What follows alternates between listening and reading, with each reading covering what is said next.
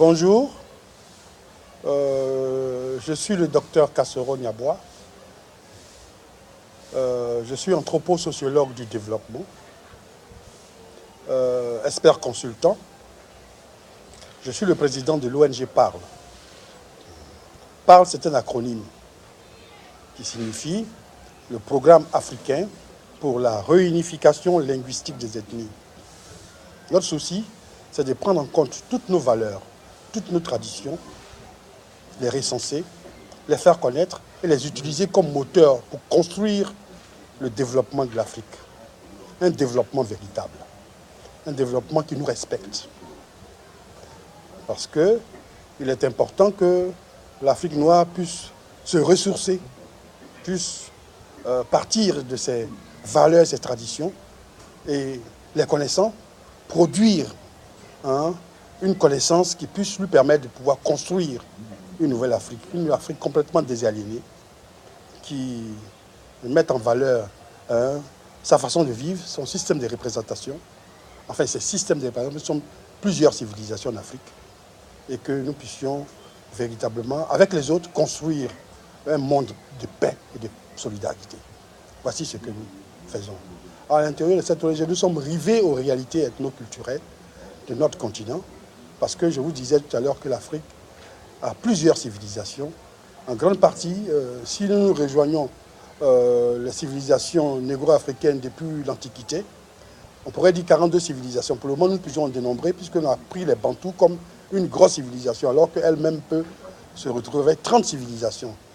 À part elle, nous avons la civilisation Krou, dont je fais partie, la civilisation Mandé, la civilisation Kwa, la civilisation Gour, la civilisation des langues ouest-atlantiques, la civilisation des langues du Soudan oriental du Nord, la civilisation des langues du Soudan oriental du Sud, la civilisation des plateaux, enfin, Afrique centrale, la civilisation Kwanzan, la civilisation couchitique, la civilisation Songhai et Zarma. Et je pense que nous avons presque tout trouvé. Donc je pense que la civilisation des langues tchadiques, de laquelle proviendraient les lobbies qui sont en ce moment dans la région, sur la superficie de Côte d'Ivoire.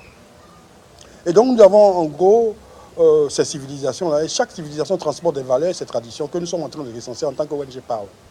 Donc nous nous sommes rivés à cela et que véritablement nous avons compris que nos civilisations en fait sont une construction naturelle des choses.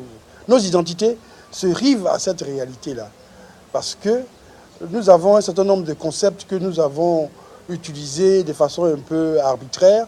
Ethnie, on dit je parle mon ethnie, on dit peuple, on ne sait pas ce que ça veut dire, le peuple africain, le peuple ivoirien, le peuple... Alors le peuple, c'est un concept qui est un peu utilisé un peu partout comme ça, on ne sait pas le sens véritable, tribu, on parle de tribalisme, on ne sait même pas ce que c'est.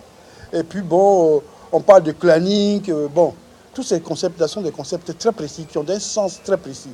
Alors je voudrais pouvoir vous expliquer cette fois-ci ce que c'est véritablement. Dans tous les villages d'Afrique, en particulier pour ce que nous connaissons le mieux, puisque nous sommes en Côte d'Ivoire, dans tous les villages de Côte d'Ivoire, il y a au moins 4 grandes familles. 4 grandes familles. C'est-à-dire que dans chaque village que vous voyez en Côte d'Ivoire, il y a 4 familles. Quelquefois, ce sont 2 grandes familles qui sont subdivisées. Il y a une dimension cognatique à travers la mère, il y a une dimension agnatique à travers le père. Donc, ils se sont divisés en 2, ça fait 4 familles. Chez les Sénoufos, c'est plus clair.